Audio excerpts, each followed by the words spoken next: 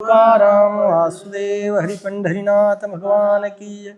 मौली ज्ञानेश्वर महाराज की जय।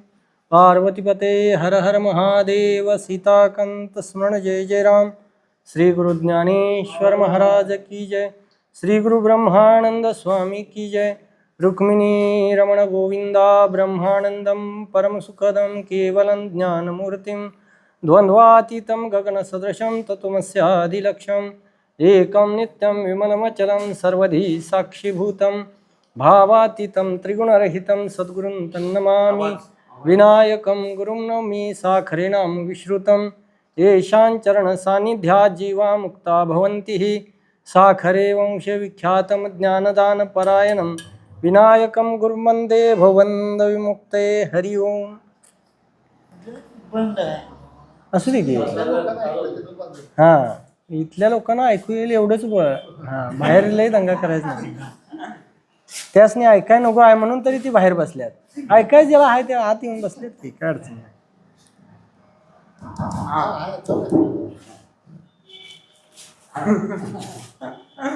संतुष्टः सततं योगी यत आत्मा दृढ निश्चया मय्यर्पित मनोर्बुद्धिर्यो मद्भक्त समी प्रिया. 12वा अध्याय 14वा श्लोक. जीव परमात्मा दोन्ही बैसोनी ऐक्यासनी जयाच्या हृदयी भवनी विराजित. ऐसा योग समृद्धी होणी जो निर्वधी अर्पी मनोबुद्धी माझ्या ठाई. मग मालवे गावाच्या अनुषंगानं हा हरिनाम सप्ताह आणि आजचा 5वा दिवस आणि चिंतनाकरता जीव उभी घेतले आहे. जीव परमात्मा दोन्ही बैसवणी ऐक्यासनी जयाच्या हृदयी भवनी विराजित. सगळ्यांच्या मध्ये आपल्याला अनुभव आहे की जीव म्हटलं की परिच्छिन्न आहे. नाही, काय आपल्याला सहजासहजी आपण म्हणून जातो की आपला जीव गेला किंवा जीव आला आहे नाही.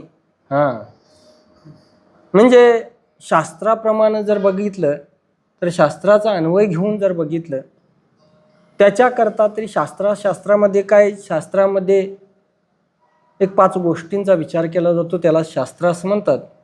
एक जगाचा विचार असायला पाहिजे, दुसरा जीवाचा विचार असायला पाहिजे, देवाचा विषय असला पाहिजे, गुरूंचा विचार असला पाहिजे. हां, ज्याला हे ज्यामध्ये पाहायला मिळते त्याला शास्त्र असं म्हणावं. जीवाचा उद्धार ज्यामध्ये होतो त्यालाच शास्त्र असं म्हणावं.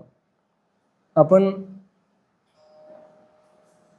जी शास्त्र बघतो आहे त्याला भौतिक शास्त्र सुद्धा म्हणतो.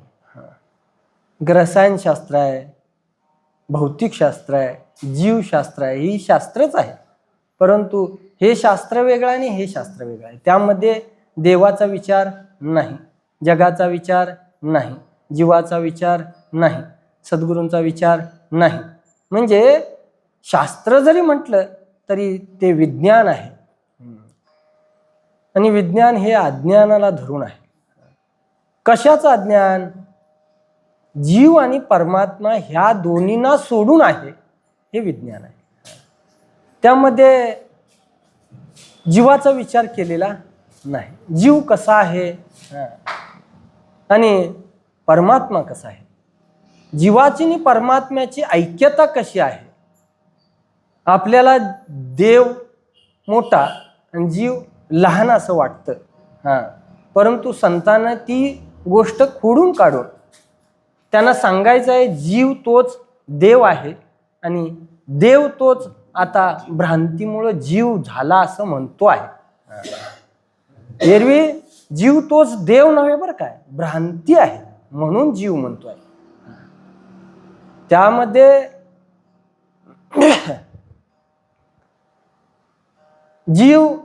जीव ह्या दशेत न राहता शिव या दशेत जाऊ शकतो.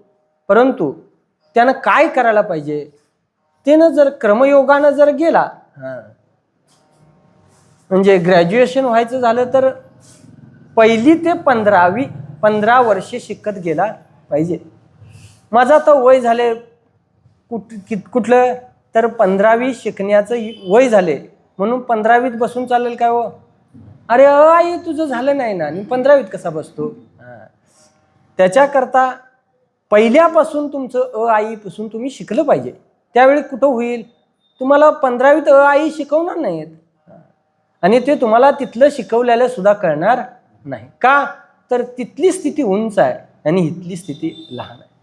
हे जसं आहे तसं आपण जीव परमात्मा म्हणतो एक, परंतु तो कसा आहे हे ज्याच्या बुद्धीला पटलेला आहे, नाही त्याची धारणा झालेली आहे.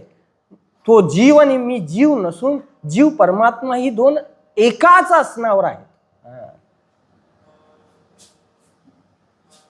आता व्यासपीठ बाहेर ठेवलं, प्रवचन झाले हो आणि महाराज दर्शनाला जरा बसा म्हणून महाराज दर्शनाला बसले. कडून बाहेरनं कोण आला ओळखीचा, महाराज काय आणि कसं कसं, बसा. नको ह्याच्यावर काय का तर द्वैत भाव तिथं निर्माण झालाय. मी अजून त्या स्थितीला नाही अशी मनानं काय करली आहे, धारणा केलेली आहे. मनानं ती धारणा धरलेली आहे. मी अजून त्या स्थितीपर्यंत गेलेलो नाही. तसं जीवानं ही परमात्मा ही गोष्ट आहे, ती परमात्मा भिन्न आणि जीव भिन्न. अवस्था जी आहे ती अवस्था निवृत्त झाल्याशिवाय परमात्मा ही स्थिती कळणं शक्य नाही.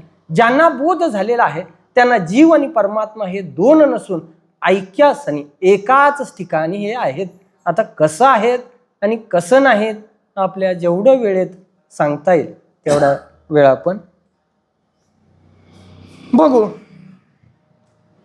एक आपण ज्याला अनुभव आपल्याला आहे ती गोष्ट म्हणजे स्थूल देह आहे. हे आपलं शरीर म्हणजे याला स्थूल देह म्हणतात. एक सूक्ष्म देह आहे आणि एक कारण देह आहे. हे 3 देह आहेत, शास्त्रानं प्रमाणित केलेले आहेत. आणि चौथा आहे तो महाकारण देह ज्याला म्हणतात. त्या स्थितीचा न विचार करता अगोदर ह्या स्थितींचा विचार करू, म्हणजेच जीव आणि परमात्मा ही दोन नसून ही कशी आहेत इथपर्यंत समजून घेता येईल आपल्याला. स्थूल देहाकडे बघितलं तर देह तादात्म्य धरल्याच्या अनुषंगानं स्थूल देहाला मी म्हणतो आहे. मी म्हणतो आहे स्थूल देहाला. काय कुणीकडे गेलता हो? आताच इथून जाऊन आलो बघा.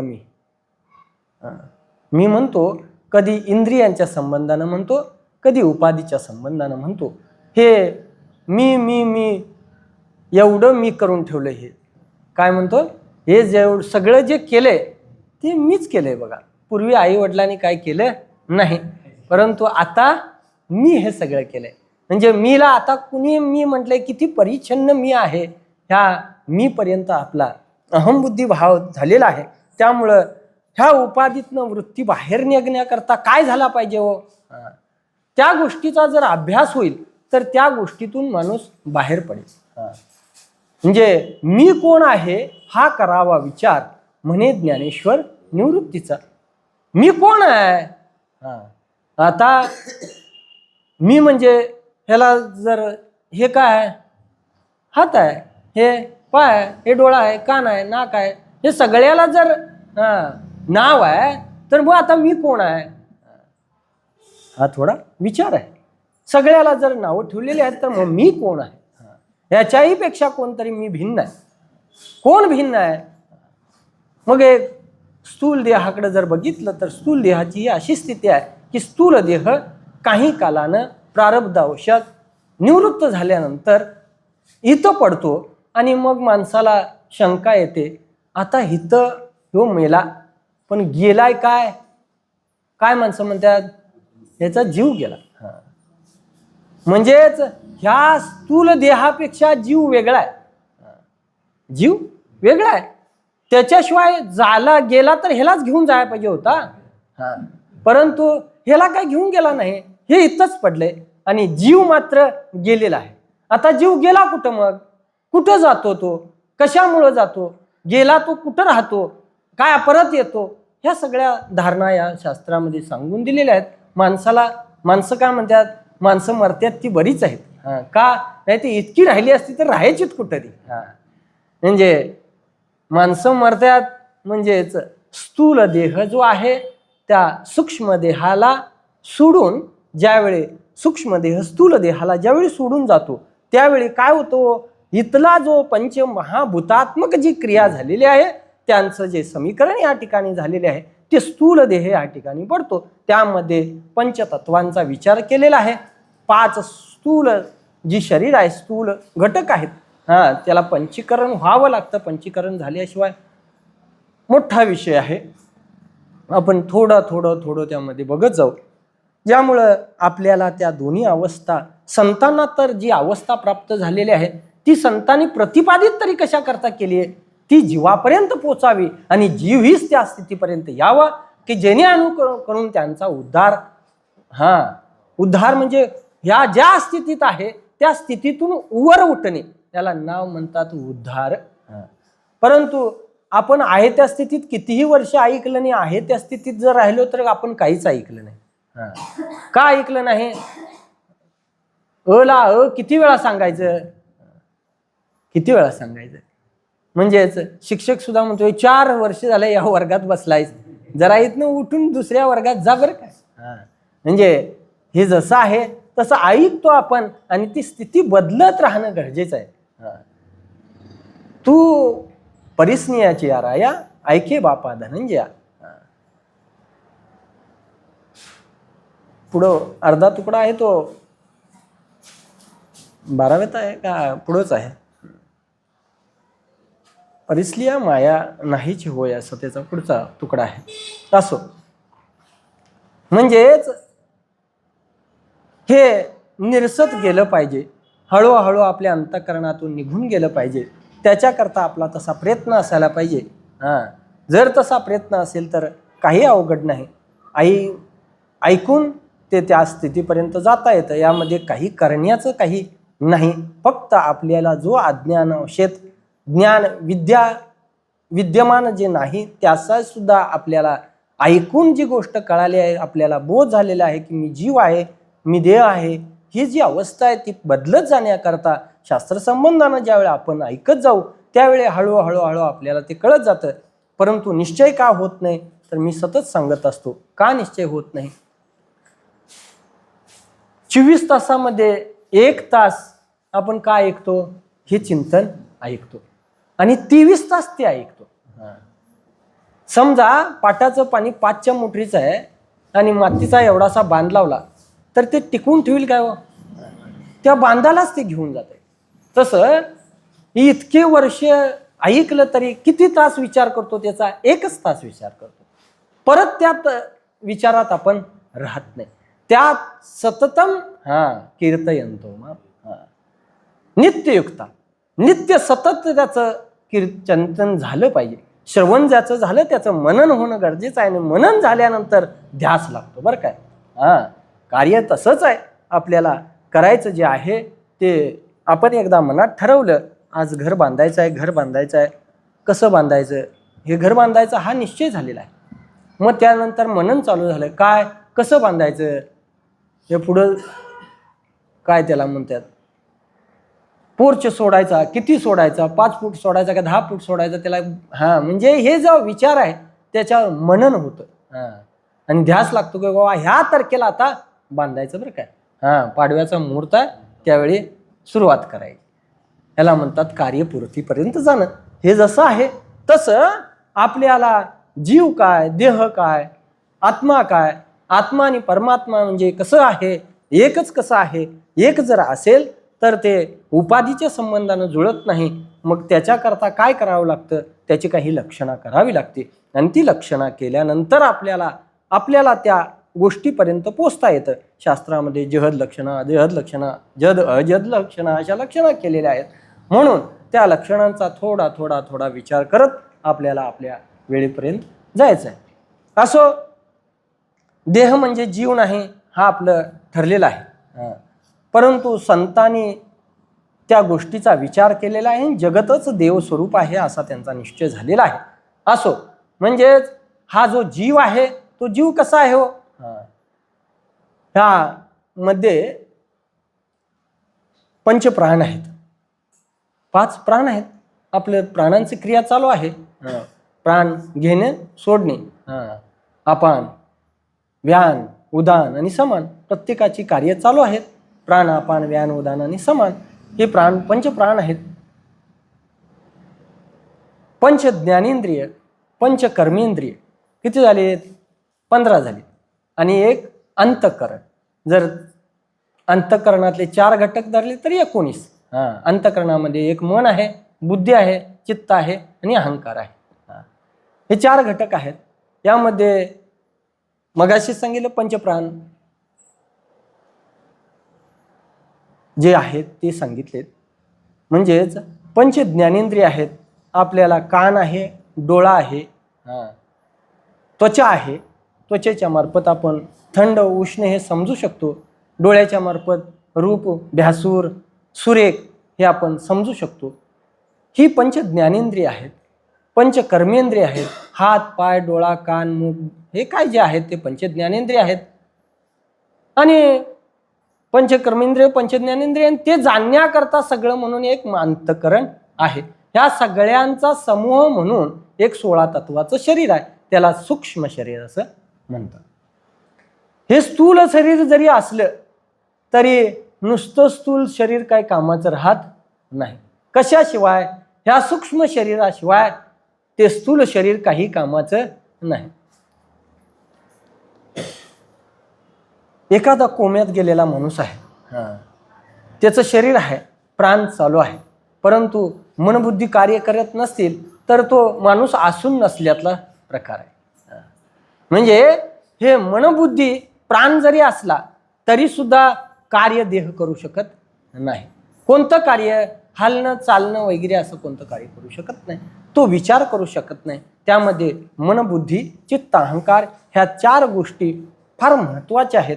त्या फार महत्त्वाच्या गोष्टी कशामुळे आहेत तर त्या त्याच्याही पेक्षा सूक्ष्म आहेत. एकापेक्षा सूक्ष्म, त्याच्यापेक्षा सूक्ष्म. स्थूल देहापेक्षा प्राण सूक्ष्म आहे. प्राणांपेक्षाही पंचज्ञानेंद्रिय सूक्ष्म आहेत. पंचज्ञानेंद्रियापेक्षा म्हणजेच पंचकर्मेंद्रियांच्या पेक्षा पंचज्ञानेंद्रिय सूक्ष्म आहेत. सूक्ष्म त्याच्याही पेक्षा प्राण सूक्ष्म आहे. असो, हे हळूहळू सूक्ष्म सूक्ष्म होत गेलेलं आहे. त्यामध्ये पंचकोशाचा विचार सांगितला आहे. तो पुढं जाऊ देत. आपल्याला नुसतं मनबुद्धी, चित्त, अहंकार हे 4 गोष्टीचा विचार करायचा आहे. यामध्ये हे 16 तत्व आहेत किंवा 19 तत्व आहेत. ह्या 19 तत्वाला सूक्ष्म देह असं म्हणतात आणि आपण त्याला जीव असं म्हणतोय. हे जातंय कोण? तर एवढा सांगात घेऊन दुसऱ्या शरीरात काय जातं? हे सूक्ष्म शरीर जे आहे ते सूक्ष्म शरीर दुसऱ्या शरीरात प्रवेश करतं. हे शरीर इथं जरी पडलं तरी हे सूक्ष्म शरीर जे आहे त्यालाच जे आपण जीव म्हणतो, तो जीव आता सिद्ध सुद्धा होत नाही शास्त्रानं, परंतु आपण मांडलाय म्हणून आपण सिद्ध करतो. असं आपण जे कर्म केलं आहे, चांगलं असलं तरी लक्षात राहतंय, वाईट असलं तरी लक्षात राहतंय. म्हणजे लक्षात राखण्याकरता कोण आवश्यक आहे? ते कुठं साठतंय नेमकं? सगळी जर कर्म आपण करतो आहोत तर ती भात कापल्यानंतर साठवाय काहीतरी जागा पाहिजे का नको? काय आता साठवाय जागाच नाही म्हणून शेतातच ठेवून आलं तर? अरे शेतात ठेवून आलास मग का केलंसच कशाला? हे जसं आहे तसं आपण कर्म केल्यानंतर ते साठतं बरं काय. ते साठतं इतकं साठतं की एक जुंधळ्याचा जर दाना पडला तर किती दाना घेऊन येत ते? किती? अनेक. एक नव्हे. एकच दाना टाकला तर एक दाना उगवत नाही. तसं एका कर्मापासून एकच देह मिळेल असं सांगता येत नाही. असे हजारो जन्म घ्यावे लागतात. म्हणजेच ही कर्माची जी दशा आहे ती अन्य प्रकार आहे. म्हणजे ह्या स्थूल शरीराच्या मार्फत, मनामार्फत, कायेमार्फत, वाचेमार्फत हे सगळे जे कर्म आपण करतो आहोत त्या कर्माची साठवणूक एके ठिकाणी केली जाते. ती संतांनी, शास्त्रांनी, देवानं स्वतः सांगितले की बाबा ही अशी प्रकारची स्थिती आहे, ते आपल्याला भोगणं कर्मप्राप्त आहे.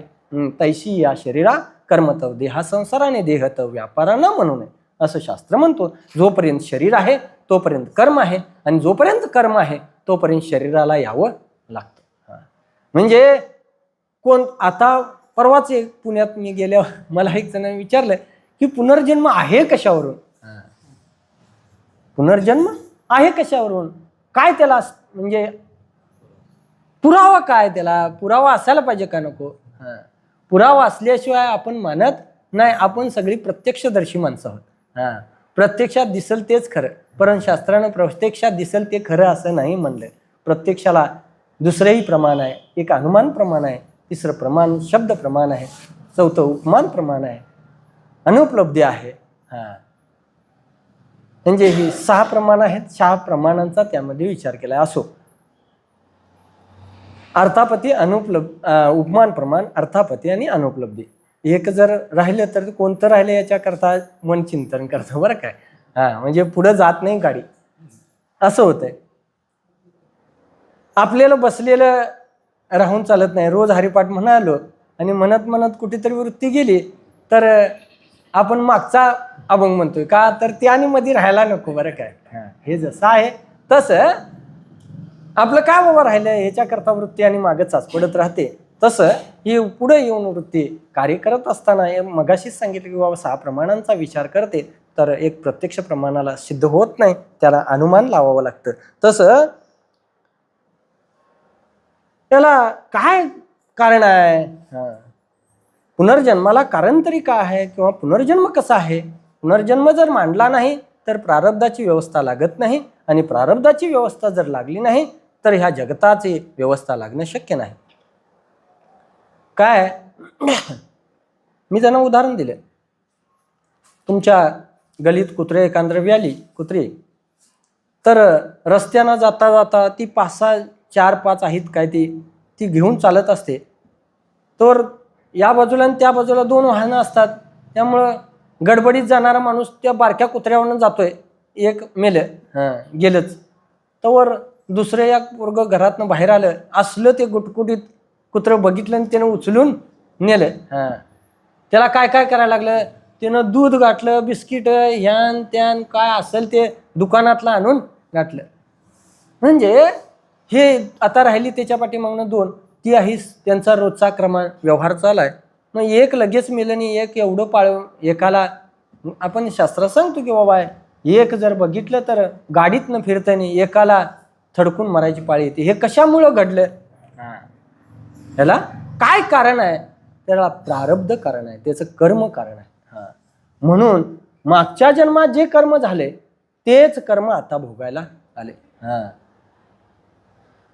तेची भोगा झाले, कर्म केले, कर्म झाले तेची भोगा आले, उपजले मेले ऐसे किती. म्हणजे माग जे कर्म केले तेच आता भोगाला आले. म्हणजे आपण म्हणतोय हो काय काय त्या देवाचं दार,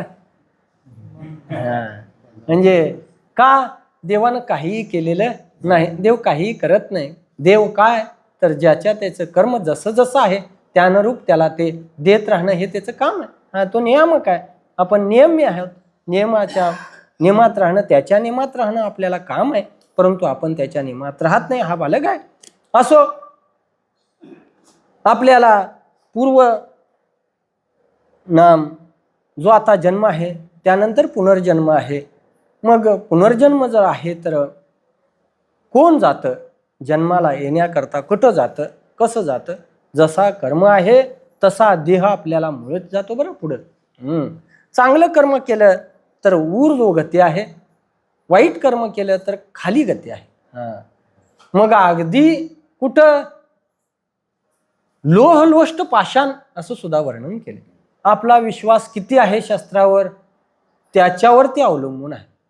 ह्यात काय सांगतात हे खरं कशावर असेल, अशी जर तुमची संशयित वृत्ती असेल तर या ऐकून काही फायदा नाही. शास्त्र म्हणेल ते सांडावे, ते राज्यहित तृढ मानावे, घेऊवे ते न म्हणावे विषविरो. अशा प्रकारची श्रद्धा असली आपली पाहिजे. श्रद्धा शास्त्रावर श्रद्धा असली पाहिजे, देवावर श्रद्धा असली पाहिजे, संतांच्यावर श्रद्धा असली पाहिजे. याच्याकरता आपण हे हळूहळू श्रद्धा कशी वाढवत जावी, नाही भक्तीचं प्रेम कसं कसं देवावर वाढवत जावं. जेवढं आपल्या मुलावर आपण प्रेम करतो तेवढं देवावर प्रेम करतो का हो, का करत नाही तर त्याची खऱ्या अर्थानं ओळख झालेली नाही. आपल्या मुलाची आपल्यावर खरी ओळख झाली का तर तो त्याच्या आपल्या संघटित आहे, स्पर्श नाम सांगातात आहे, म्हणून त्याच्याशी सतत सतत आपलं काय हो बोलणं आहे, चालणं आहे. तसा देव आपल्या सोयरा जर करायचा झाली तर त्याची ओळख होणं गरजेचं आहे. आणि ती ओळख व्हावी असं जर वाटत असेल तर त्याच्याकरता त्याला जे काय लागतंय त्याची ते करणं गरजेचं आहे. असो, म्हणजे आपण जे कर्म करतो आहोत त्या कर्माच्या अनुषंगानंच आपल्याला काय प्राप्त आहे, पुढचा देह प्राप्त आहे. एक वरती आहे, खाली आहे आणि मध्य अवस्थेत सुद्धा आहे. म्हणजे परत मनुष्य जन्म प्राप्त होऊ शकतो, परंतु तसं तुमचं कर्म झालं तर एरवी मनुष्य जन्म प्राप्त होत नाही. का तर एक एक योनी कोटी कोटी फेरा मग लागे वारा मनुष्य देह, असं नामदेवराय असं जर म्हणतात तर एका एका योनीत कोटी कोटी वेळा फिरावं लागतं आणि मग मनुष्य देह प्राप्त होतो. आणि मनुष्य देह प्राप्त झाल्यानंतर त्याला पाप काय, पुण्य काय, योग्य काय, अयोग्य काय, सुखाचं काय, दुःखाचं काय, धर्माचं काय, अधर्माचं काय, ह्या सगळ्या गोष्टी कळतात. इतर जन्मात हे काही कळत नाही, म्हणून विशेष बुद्धी त्याच्या ठिकाणी दिलेली आहे.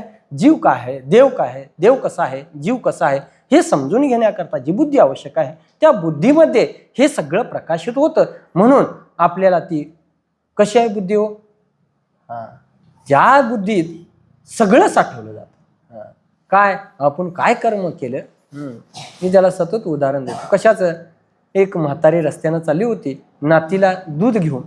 नात इकडल्या बाजूला दूध घेऊन चालली होती, किटली अशी ह्या बाजूला आणि आजी ह्या बाजूला रस्त्याच्या कडेला. ती काय म्हणाली मुलीला, मुला तू ह्या बाजूला आहे, रस्त्याच्या ह्या बाजूला आहे. तर का, अरे मी लहान असताना बोरग या कालाने माझ्या किटलीला सायकल येऊन थडकली, दूध सगळं लवणलं बरं काय. हे लहानपणी जे झालं कुणाच्या, आजीला, आता ती नातीला सांगते, हे साठलं कुठं, हे स्मरण राहिलं कुठं. स्मरण जे आहे ते बुद्धीच्या ठिकाणी राहतं. म्हणून बुद्धीच्या ठिकाणी निश्चय होण्याची साधना आहे. म्हणून बुद्धी निश्चय आत्मज्ञान. बुद्धीचा जर निश्चय होईल, मी स्वयंप्रकाशभूत आहे अशी जर बुद्धी होईल, त्या बुद्धीमध्ये जर ती बुद्धीमध्ये हे प्रकाशित होईल तर जीव आणि परमात्मा वेगळं नाहीत, हे आपल्याला सिद्ध करायचं आहे. म्हणून त्या कर्मातून उठून जर जीव ह्या दशेत आला आणि जीव काय आहे याचा जर विचार केला तर जीव असा आहे, जीव परिच्छिन्न आहे. आपण मानतो आहोत, तुका म्हणे कैसी कीव कोठे जीव निराळा. जीव देवापासून कुठे निराळा आहे. काय कीव करताय म्हणे, काय तुम्ही एवढं परिच्छिन्न वागताय, तर देवापासून आपण वेगळे नाहोत हे सांगण्याकरता संतांची काय आहेत पदं आहेत. आपण भजन म्हणताना सुद्धा कुणाची पद म्हणावी, संतांचीच पद म्हणावी बरं काय. धनी मला बी दाखवाना विठुरायाची असलंही म्हटलं जातंय बरं काय. ही संतांची पदं नाहीत. तर त्यामध्ये काय होईल, लोकांना बरं वाटेल, लोकांना बरं वाटून आपलं बरं होत नाही बरं काय. आपलं जर बरं व्हावं असं वाटत असेल तर संतांचीच पदं म्हणावी लागतील. का संतांची पदं म्हणावी लागतील, तर ती देवानं सांगितलेली पद आहेत. माझं हे बोल पदरच नाहीत, तर हा बोलवणारा कोण आहे, तर देव आहे बरं काय. क्षरा अक्षरा वेगळा तुका होऊन निराळा, अक्षर आणि अक्षर याच्यापेक्षाही वेगळा होऊन पाहे निगम कळा. पाहे निगम कळा नाम वेदानुबोधित जे काय आहे ते मी सर्व काही जाणलेलं आहे. पाहे या शब्दाचा अर्थ आहे जाणणे. मी जाणलेलं आहे. काय मग कसं जाणलेलं आहे, बोले विठ्ठल प्रसादे. मी जो बोलतो आहे तो विठ्ठलाच्या प्रसादानं मी बोलतोय, मी माझ्या ही पदरची वाणी नाही. म्हणून त्यांनी जे बांधलेलं आहे, त्यांनी जे गायलेले आहे, त्यांनी जे लिहिलेलं आहे त्यांच्यानं ते जर म्हटलं तर आपल्याला पुण्य प्रतिपादित होतं, नाम आपल्याला पुण्य होतं आणि ते निष्काम पुण्य असतं. आणि निष्काम पुण्याचरणानं देव जोडला जातो. थोडंसंही बाहेर जाऊन सांगण्याची वेळ आली. म्हणून कुठंही भजन करत असताना हे त्याला प्रमाणित आहेत.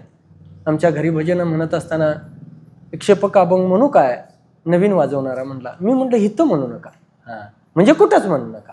का म्हणू नका, तर त्यामध्ये आपल्याला जे पुण्य प्राप्त व्हायला पाहिजे ते पुण्य प्राप्त होत नाही. काल आपला गेला, आयुष्याचा काळ संपला आणि रात्र झाली, तिथलं कर्म चुकलं, इथंही कर्म केलं परंतु त्याचं पदरी आपल्याला जे पडायला पाहिजे ते पडलं नाही आणि मग काल फुकट गेला. आणि जर काल फुकट गेला तर कर्म करून फुकट गेलं. हे जसं आहे तसं आपण जीव हा भिन्न मानतो, परिच्छिन्न मानतो. आणि परिच्छिन्न का मानतो? तर त्यालाही कारण आहे, देह ही उपाधी प्राप्त झाल्याच्या अनुषंगाने. आता थोडासा पुढे जाऊन विचार करू. हे आकाश आहे. इथं आपण बसू कसे काय शकलो? हे रिकाम आहे म्हणून बसू शकलो. रिकामेला आकाश असं म्हणतात. हे अवकाश आहे. इथं का बसू शकलो? तर मंडप वगैरे, फॅन वगैरे सगळं आहे, बसायला चांगली जागा आहे.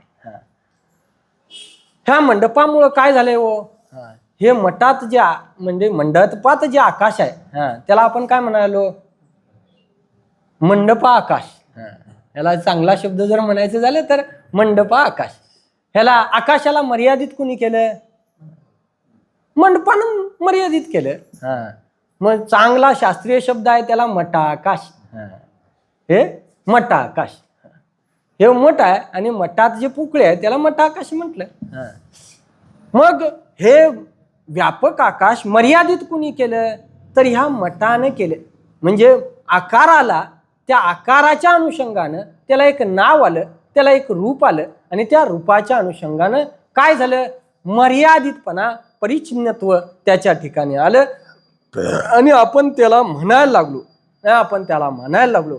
ही जर मंडपाचा, इथं जर मंडपच नसता किंवा मंडप काढून टाकला म्हणा तर इथलं आकाश गेलं कुठं? मग बाहेरच्या आकाशात गेलं का? आकाश बाहेर हे नाही आणि आतही नाही. का? सगळीकडे भरलेलंच आहे.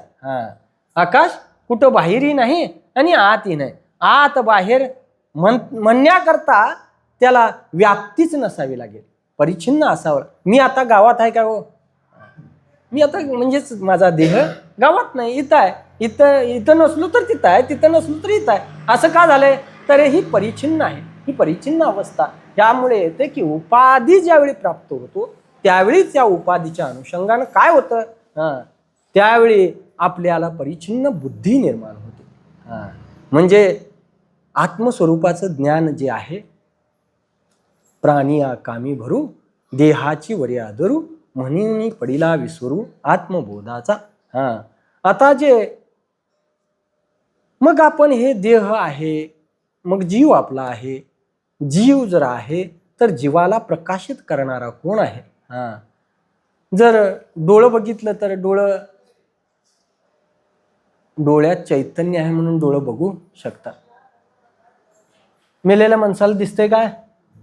दिसतंय कसं काय? आमच्या गावात तरी कुणाला दिसलं नाही बाबा.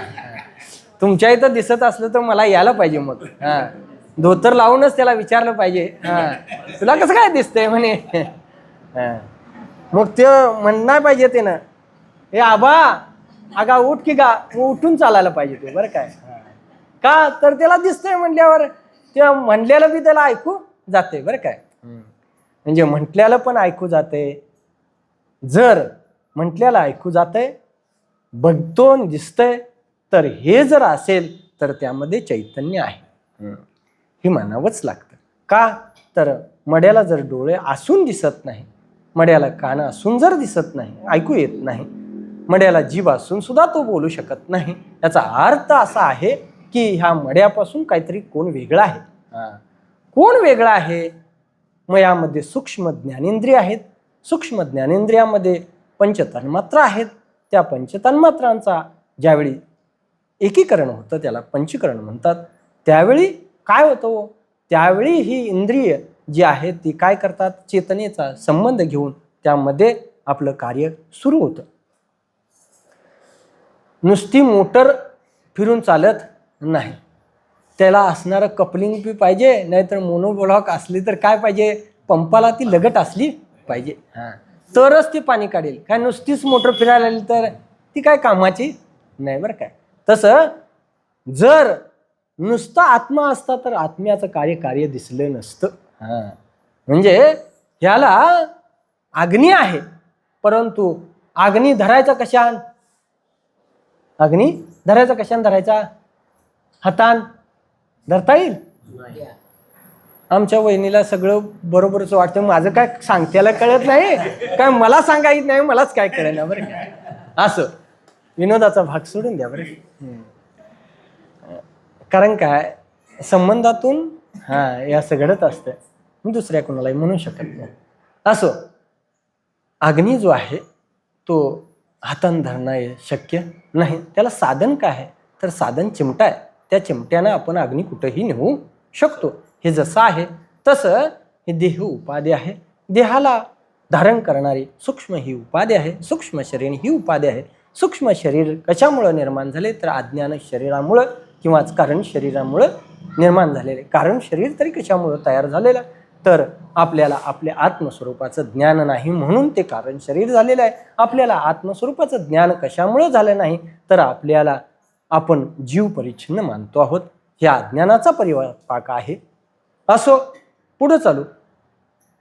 ह्या मंडपाला जसं किंवा मठाकाश म्हणतो तसं ह्यामध्ये ही पंचज्ञानेंद्रिय, पंचकर्मेंद्रिय, पंचप्राण आणि मनबुद्धी चित्त अहंकार हे ज्यावेळी निर्माण होतं, त्याला अधिष्ठानभूत असणारं जे चैतन्य आहे त्यालाच कूटस्थ चैतन्य असं शास्त्रामध्ये म्हणतात.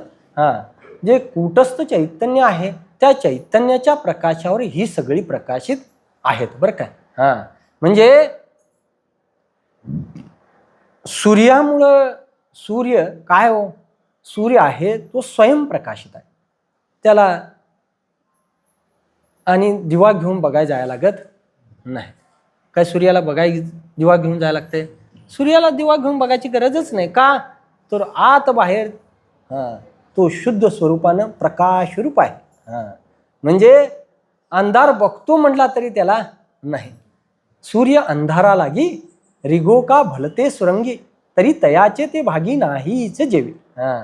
सूर्य अंधार बघतो म्हणून निघाला, आता कुठं अंधारच मला सापडेना म्हणून गुहेत गेला तरी त्याला सापडेल काय हो, गुहेत लयच अंधार असते म्हणून? नाही. तसं हे आत्मस्वरूपाच्या ठिकाणी अज्ञान ही परिस्थितीच नाही. अज्ञान त्याला माहीतच नाही. सूर्याला अंधार जसं माहीतच नाही, परंतु सूर्याच्या प्रकाशावर ही सगळं कर्म आपलं घडत असतं. परंतु त्याला सूर्याला काय माहिती आहे का हो, सूर्य विकासनी जी कमला आहेत ती सूर्य विकासने, सूर्य विकासला नाम वर आला की आपोआप कमळ फुलं लागतात बरं काय. सूर्य मावळला की आपोआप ती मावळायला लागतात. चंद्र विकासित जी कमला आहेत ती चंद्र जसा वर येईल तशी हळूहळू काय व्हायला लागतात, मोठी उमलायला लागतात. तसं आपलं सूर्य वर आला की आपलं हे उठा उठा उठा, हे सगळं जर का सूर्यानं सांगितलंय का हो? सूर्यानं काही सांगितलेलं नाही. पण सूर्याशिवाय काही झालेलं नाही. मग तुम्ही म्हणाल हे बी प्रकाशितच आहे की, ह्याच्यावर सगळं कार्य चालू शकत नाही. त्याच्यावर एकांद्र कार्य चालतं. ते स्वयंप्रकाशित नाही, तो स्वयंप्रकाशित आहे. हे परप्रकाशित आहे. हिरा म्हणा, त्याला उदाहरण बरेच दिले. असो, म्हणजेच हे जरी असलं तरी हे खटका मारणारा त्याला कोणतरी दुसरा लागेल, त्यावेळीच ते प्रकाशित होतं. हे जसं आहे तसं सूर्याचं नाही. सूर्य हा स्वयंप्रकाशित आहे, त्याला प्रकाशित करण्याची गरज नाही. तसं आत्म्याला प्रकाशित करण्याची कोणतीही गरज नाही. का, तर तो स्वयंप्रकाशित आहे. स्वयंप्रकाशित आहे. त्या स्वयंप्रकाशाचं जे प्रकाशित झालेलं आहे, आता त्याच्याही पुढे जाऊन सांगू. हे इतकं खाली येऊन का सांगायचं आहे, तर ते सगळ्यांच्या करता म्हणून बरं काय. नाहीतर ही पुढचं ऐकणारी लोक आहेत ती काय म्हणा, हे काय पहिल्या दशेतलं सांगायला लागलेत. परंतु आज खाली येऊन तुमची अवस्था काहीतरी येईल बाहेर त्याच्यामध्ये, तुम्हालाही जे पाहिजे आहे ते. तर हे जीव जो आहे तो आत्मस्वरूपाच्या प्रकाशामध्ये प्रकाशित झालेला आहे. म्हणून मगाशीच सांगितलं की इंद्रिय जी आहेत त्रिइंद्रिय कर्म करू शकतात कोणाच्या सत्तेवर, तर ते आत्मस्वरूपाच्या प्रकाशावर प्रकाशित होऊ शकतात. सूर्य उगवला आणि इथं समजा जर अंधार असेल तर आपण मोठा आरसा लावला तर काय होईल हो, सूर्याचं किरण प्रकाशात आरशात पडेल आणि तो आरसा फिरवला तर आतही प्रकाशित सर्व होईल. हे जसं आहे तसं ह्या बुद्धीमध्ये बुद्धी सत्व शुद्ध सत्वगुणाचे आहे. त्या बुद्धीमध्ये काय पडतं हो, त्या आत्मस्वरूपाचं प्रतिबिंब पडतं आणि ते आत्मस्वरूपाचं प्रतिबिंब बुद्धी धारण करते. नाम अंतःकरण ही उपाधी, त्यामध्ये आत्म्याचं प्रकाश आणि त्या दोन्ही तिन्हीचा आभास मिळून हे जीव चैतन्य निर्माण होतं. आणि जीव चैतन्याचा संबंध देहाशी लवकरचा आहे म्हणून देह मी म्हणतो आहे. परंतु उपाधीचा संबंध जर टाकला तर काय होईल हो, जीव हाच परमात्मा होईल. कसा होईल? म्हणून ही बुद्धी जी आहे त्या बुद्धीच्या ठिकाणी निश्चय झालेला आहे की बाबा मी काय नाही, त्याच्याकरता काय करावं लागेल हे करणं गरजेचं आहे. म्हणून ज्याच्या बुद्धीमध्ये हे झालेलं आहे त्याच्या बुद्धीचा विस्तार इतका मोठा झालेला आहे की त्या बुद्धीत हे दिसताना सगळं जग स्वरूपभूत नाम देव स्वरूप दिसत आहे. ही इतकी प्रकाशित झालेली बुद्धी आहे. आपल्याला आपल्या बुद्धीमध्ये भेद आहे आणि त्या भेदातून आपल्याला सगळ्या गोष्टी दुःखाला कारणभूत असणारं जे शरीर आहे त्या शरीरापर्यंत सगळं आपण जातो. बरं, असो म्हणजे हा जीव जो आहे तो कशामुळे परिच्छिन्न झालाय तर आपण देहाशी तादात्म्य झालेला आहे. त्या पंचक्लेशामध्ये सांगत असताना अस्मिता हा जो दोष दुःख आहे, ते अस्मिता म्हणजे बुद्धी आणि देह किंवा बुद्धी आणि आत्मा हे दोन असून सुद्धा एक आहे असं मानणं, यालाच अस्मिता असं शास्त्रामध्ये म्हणतात. आपण त्याचा पुढं विचार करणारच आहोत. यामध्ये आता देहाला आत्म्याला आत्मस्वरूपाचा जो प्रकाश आहे त्या प्रकाशात जर बुद्धी त्याचा विचार करेल, कशाचा, माझ्यात प्रकाश आला आहे तो प्रकाश कशाचा आहे याचा जर विचार करेल तर ती बुद्धी देव स्वरूप होईल. म्हणून बुद्धी जाणे आणि न जाणे तो अपार शुद्ध परमात्मा मीच असे. बुद्धीनं जर जाणलं तर देव होईल. तीच बुद्धी जर विषयाकार राहील तर ती बुद्धी ह्या संसारात कुठे फिरत राहील, कुठे सांगता येणं शक्य नाही. कारण काय, माणसाला एकाच प्रकारची आशा नाही, अनंत प्रकारची आशा आहे. म्हणून बुद्धीत उठणारे तरंग तरी किती आहेत, अनंत बुद्धीचे तरंग. क्षणक्षणा पलटती रंग, धरू जाता संग तवतो होय बाधक. म्हणून बुद्धीचा संग धरून मन बुद्धीच्या अवस्थेत जर चालेल तर ती कुठं जाईल. त्याला उदाहरण दिलं जातं कशाचं, पुरात म्हैस पडली तर ती कुठं जाईल, कुठं जाईल काय सांगता येणं शक्य नाही. तर का, तर तिला आपलं एक ध्येय साधन तिला कळत नाही.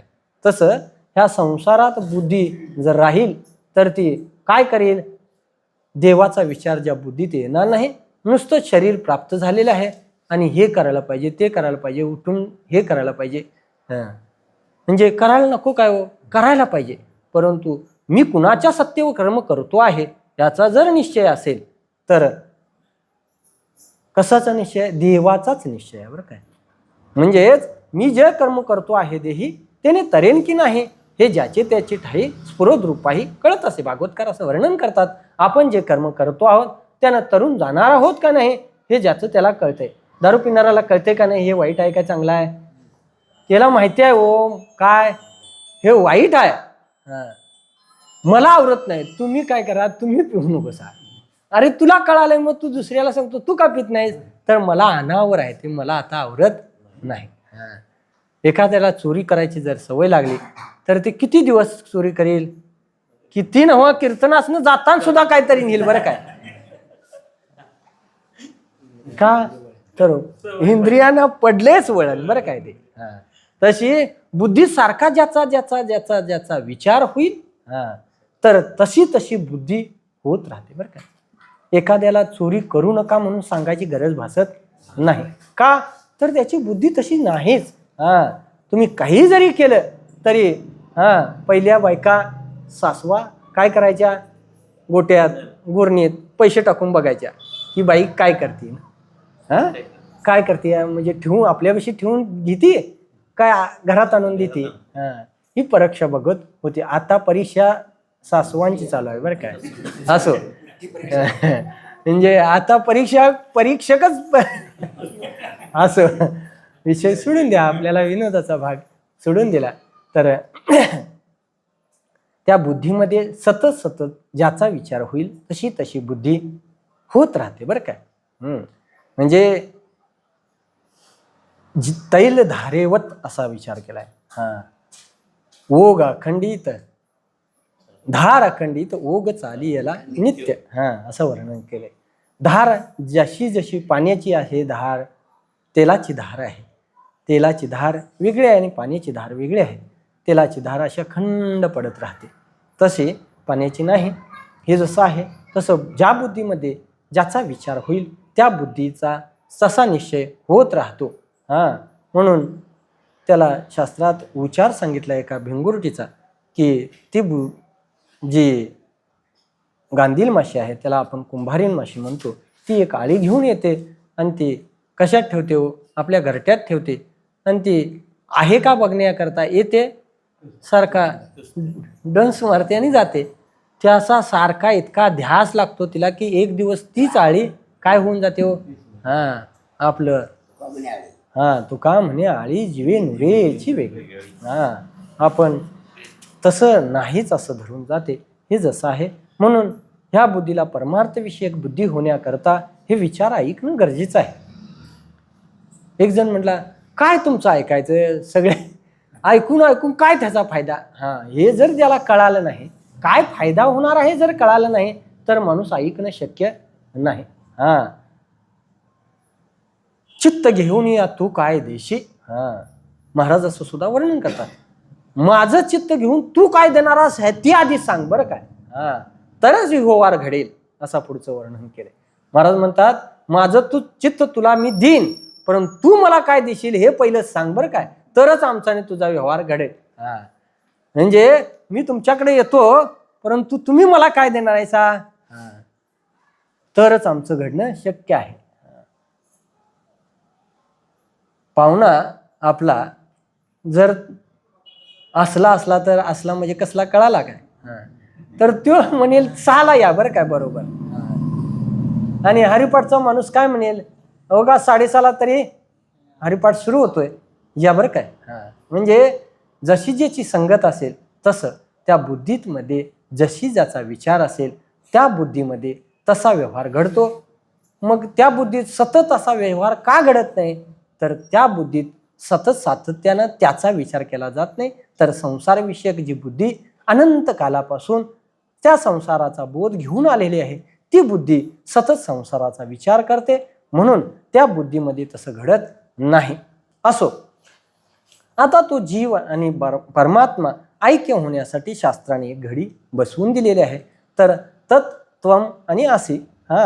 मग जीव कसा देव होईल, किंवा जीव तोच आत्मा कसा आहे, आणि इकडं त्वम तत् ते कूटस्थ चैतन्य किंवा ते ब्रह्मचैतन्य, ईश्वर चैतन्य, आणि माया, त्या मायेचं